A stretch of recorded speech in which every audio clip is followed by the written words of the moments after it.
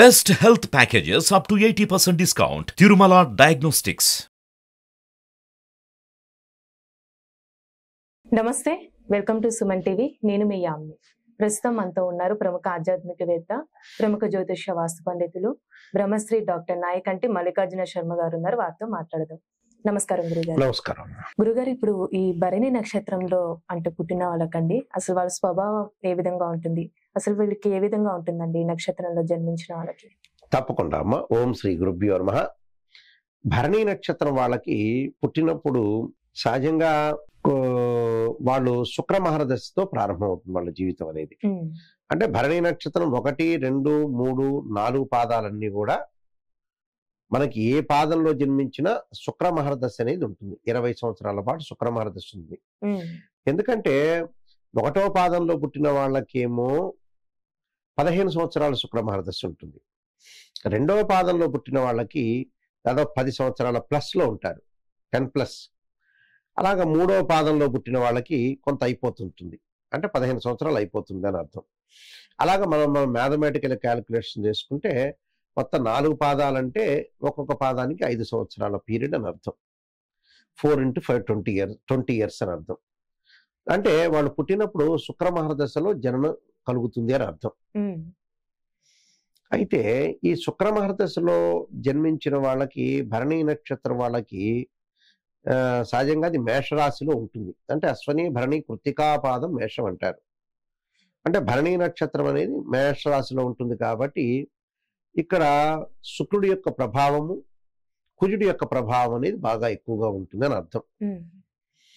సహజంగా ఏమిటంటే శుక్ర మహర్దశలో జన్మించినప్పుడు శుక్రుడు, శుక్ర మహర్దశ, తర్వాత రవి మహర్దశ, తర్వాత చంద్ర మహర్దశ, కుజ మహర్దశ వస్తుంది. చాలాసార్లు నేను చెప్తాను, భరణి, పుబ్బ, పూర్వాషాఢ నక్షత్రాలు శుక్ర నక్షత్రాలు అంటారు. అంటే భరణి నక్షత్రం 4వ పాదంలో జన్మించిన వాళ్ళకి ప్రత్యేకంగా కొన్ని విషయాలు గుర్తుపెట్టుకోవాలి. వాళ్ళకేమవుతుందంటే 5 సంవత్సరాలు శుక్ర మహర్దశ జరిగి తర్వాత ఎంబటే రవి మహర్దశ 6 సంవత్సరాలు, అలానే చంద్ర మహర్దశ 10 సంవత్సరాలు. అంటే భరణి నక్షత్రం 4వ పాదం వాళ్ళకి మనం ప్రత్యేకంగా చెప్తున్నాం ఇందులో.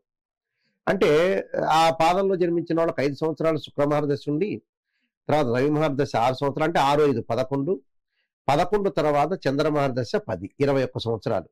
అంటే 21 సంవత్సరాల తర్వాత వాళ్ళ కుజ మహర్దశ వస్తుంది. కుజుడి గురించి చాలా జాగ్రత్తగా ఆలోచించాలి. ఆ సమయంలో వివాహ సమయంలో కుజ మహర్దశ వస్తుంది. ఆ సమయంలో మన కుజ మహర్దశ కుజుడు బాగున్నాడా లేడా, కుజుడు బాగున్నాడా లేడా అనేది మనం చూడాలి. మనం ఇందాక దీనికంటే ముందు నక్షత్రం చెప్పుకున్నాం, అశ్విని నక్షత్రం. అశ్విని నక్షత్రం వాళ్ళకి కుజదోషం వర్తించని నక్షత్రం అది.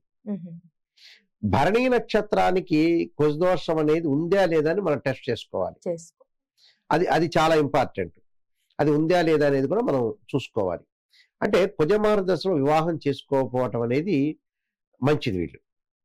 అంటే కుజుడు బాగున్నారని లేదా చూసుకుని టెస్ట్ చేసుకోవాలి. అలా అని నేను చెప్పానని కాదు.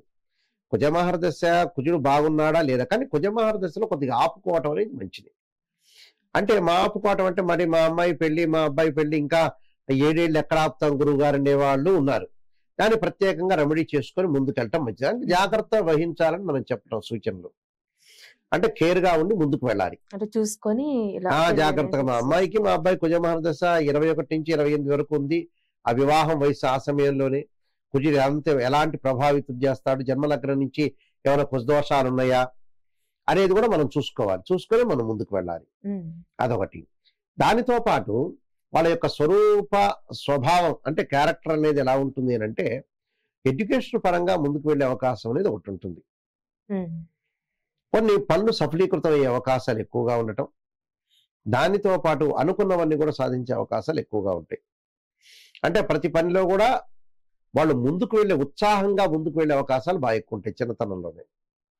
అంటే ఎలాంటి ప్రాబ్లమ్స్ లేకుండా నేను ఎంతవరకు చేయగలను అని ఒక ఎస్టిమేషన్తో వెళ్తారండి.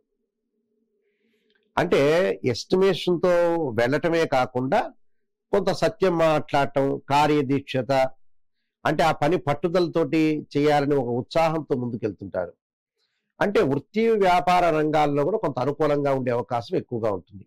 అంటే కళల పట్ల సినిమాలు వీళ్ళకి, దాంతో పాటు కళలు సినిమాలే కాకుండా ఫ్యాన్సీ ఐటమ్స్, ఏదైతే క్లాత్ షోరూమ్స్, ఇలాంటివన్నీ కూడా బాగా కలిసి వచ్చే అవకాశం బాగా ఎక్కువగా ఉంటుంది.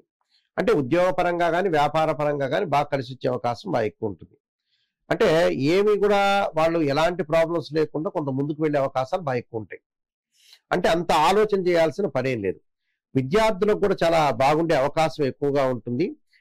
స్త్రీకి అనుకూలమైన ఫలితాలు, కొంత సరదాగా ఉండటం, అందరితో కలిసిపోవటం, మ్యూచువల్ అండర్స్టాండింగ్ అనేది బాగా ఎక్కువగా ఉండే అవకాశం ఎక్కువగా ఉంటుంది. అలానే విద్యార్థులు కూడా ఈ శుక్ర మహర్దశ కాగానే ఎంబటే భరణి నక్షత్రం వాళ్ళకి ఎంబటే మనకి మంచి మహర్దశలు వస్తున్నాయి ఇక్కడ. అంటే రవి మహర్దశ, చంద్ర మహర్దశ, అంగారక కుజుడి యొక్క మహర్దశలు వస్తున్నాయి కాబట్టి వీళ్ళకి కూడా చాలా అనుకూలమైన ఫలితాలు జరిగే అవకాశం ఎక్కువ ఉంటుంది. అంటే విద్యార్థులకు కానీ, ఇటు స్త్రీలకు కానీ, అలానే మిగతా జెంట్స్ కానీ ఎవరికైనా సరే కొంచెం భరణి నక్షత్రం వల్ల కొంత అనుకూలమైన ఫలితాలు జరిగే అవకాశం ఉంటుంది. అంటే ఈ నక్షత్రం వారికి ఎలాంటి పరిహారాలను చేసుకోవాలి, అలానే ఏ దేవుడి యొక్క ఆరాధనని చేయాలండి ఎక్కువ? తప్పకుండా అమ్మా. అయితే వీళ్ళు, నేను ఏదైతే భరణి నక్షత్రం శుక్ర మహర్దశలో జన్మించిన వ్యక్తులు అనేవాళ్ళు ఉంటారో వీళ్ళకి యథార్థం అంటే లోక విరోధం అయ్యే అవకాశాలు ఎక్కువగా ఉంటాయి. అంటే యథార్థవాది అని అంటారు కదా, లోక విరోధి అని. అలా యథార్థం చెప్పటం వల్ల కూడా కొన్ని లౌకిక తత్వం అనేది అవలంబించుకోవాలి. అంటే ఎక్కడ తగ్గాలో ఎక్కడ నెగ్గాలో అవలంబించాలి, ప్లస్ అలవాటు పడాలి. ప్రతి విషయంలో కూడా కూలంకషంగా 10 మందితో ఆలోచన చేసి ముందుకు వెళ్ళాలి. అదొకటి ఇంపార్టెంట్ పాయింట్.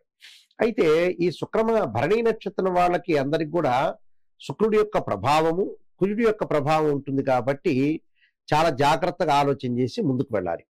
అయితే వాళ్ళ యొక్క పరిహారాలు ఏం చేయాలంటే, స్త్రీలు ముఖ్యంగా వచ్చేటప్పుడు రాజరాజేశ్వరి అమ్మవారిని కానీ, దుర్గా అమ్మవారిని కానీ ఆరాధన చేయటం, ఇంటిలో లలితా సహస్రనామ పారాయణ చేసుకోవాలి. అంటే భరణి నక్షత్రంలో జన్మించిన ప్రతి వాళ్ళు, ఆడవాళ్ళు ఖచ్చితంగా అమ్మవారి యొక్క ఆరాధన చేయాలి. ఆ అమ్మవారిలో కూడా లలితాదేవిని బాగా ఆరాధన చేయాలి. లలితాదేవి ఆరాధనతో పాటు రాజరాజేశ్వరి యొక్క ఆరాధన చేయడం చాలా మంచిది. అంటే ఇక్కడ అమ్మవారిని ఎవరిని ఆరాధన చేయాలనేది కూడా మనకు ప్రధానంగా ముఖ్యమైన విషయం.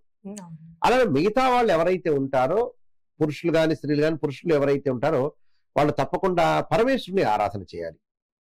అంటే ఇక్కడ శివుణ్ణి ఆరాధన చేయాలి. అంటే శుక్రకుజులు యొక్క ప్రభావం ఉంటుంది కాబట్టి ఓం నమః శివాయ పంచాక్షరి చేయటం, అలానే శివాభిషేకాలకు ఎక్కువ ప్రాధాన్యత ఇవ్వాలి, లైఫ్ లాంగ్ అంతేది. అలానే సుబ్రహ్మణ్య స్వామి యొక్క ఆరాధన చేయటం కూడా చాలా మంచిది. అంటే ఎక్కడైనా సరే వాళ్ళు శ్రీ వల్లీ దేవసేన సమేత సుబ్రహ్మణ్య స్వామి యొక్క కళ్యాణం చేయటం చాలా మంచిది. వివాహం కాని స్త్రీ పురుషులకు ఏదన్నా ఇబ్బందులు కలిగితే తప్పకుండా భరణి నక్షత్రం వాళ్ళు శ్రీ వల్లీ దేవసేన సమేత సుబ్రహ్మణ్య స్వామి యొక్క కళ్యాణం చేస్తేనే వాళ్ళ జాతకానికి కరెక్ట్, అది 100%. అంటే ఈ నక్షత్రం వాళ్ళకి ప్రత్యేకమైన రింగ్ అంటే స్టోన్స్ ఉంటాయి కదండి, అలాంటి ఏమైనా ఉన్నాయా పెట్టుకోవడానికి? భరణి నక్షత్రం చాలా మంది కూడా నేను ఇందా చెప్పినట్టుగా కొన్ని డౌట్లు ఉంటాయి. నక్షత్ర రీత్యా రత్నాన్ని ధరించాలా, స్టోన్ ని, లేదా రాశి రీత్యా ధరించాలా, జన్మ జాతకాన్ని బట్టి ధరించాలనేవి చాలా మంది కూడా రకరకాలుగా ఆలోచన చేస్తుంటారు. కానీ పురాతన రోజుల్లో ప్రధానంగా ఏం చెప్పారంటే నక్షత్రాన్ని అనుసరించి చెప్పమన్నారు. భరణి నక్షత్రం వాళ్ళకి శుక్రుడు అధిపతి కాబట్టి వజ్రాన్ని ధరించాలంటాడు. ఒకవేళ మనకు అది కుదరలేదు, ఆల్టర్నేట్ దానికి సంబంధించిన ఈక్వలైజేషన్ స్టోన్ కూడా ఉంటుంది. అంటే అంత మనం ఖరీదు పెట్టలేకపోతే దానితో పాటు అంగారకుడి యొక్క అంటే కుజుడు సంబంధించిన స్టోన్ కూడా ధరించవచ్చు. అంటే పగడాన్ని ధరించాలి. అంటే పగడం కానీ వజ్రం కానీ చాలా ఇంపార్టెంట్ వీళ్ళ లైఫ్ లో ఎప్పుడు కూడా స్టోన్ అనేది. ఇక భగవంతుడిని ఆరాధన చేయటంలో నేను ఇందాక చెప్పినట్టుగా వాళ్ళని ఆరాధన చేయటం చాలా మంచిది. ఒకటి భరణి నక్షత్రం వాళ్ళకి ముఖ్యంగా చెప్పదలుచుకుంది ఏంటంటే కుజ మహర్దశ వచ్చినప్పుడు చాలా జాగ్రత్తగా ఉండాలి. శుక్ర మహర్దశ తర్వాత వచ్చే వాళ్ళకి రవి మహర్దశ, తర్వాత నెక్స్ట్ చంద్ర మహర్దశ, కుజ మహర్దశ.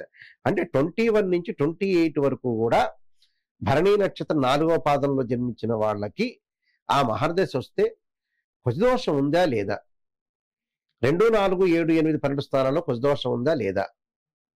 కానీ భరణి నక్షత్రం అనేది కుజదోషానికి ఎగ్జంప్షన్ నక్షత్రం కాదు. అశ్విని నక్షత్రం ఎగ్జంప్షన్ నక్షత్రం కానీ భరణి నక్షత్రం కాదు. జన్మనగ్రహాలకి ఎగ్జంప్షన్ ఏదైనా ఉందా లేదని మనం చూసుకోవాలి. చూసుకొని దాని యొక్క తగు పరిహారాలు చేసుకొని ముందుకు వెళ్ళాలమ్మా. చాలా చక్కగా తెలియజేశారు గురుగారు, ధన్యవాదాలు. నమస్కారం.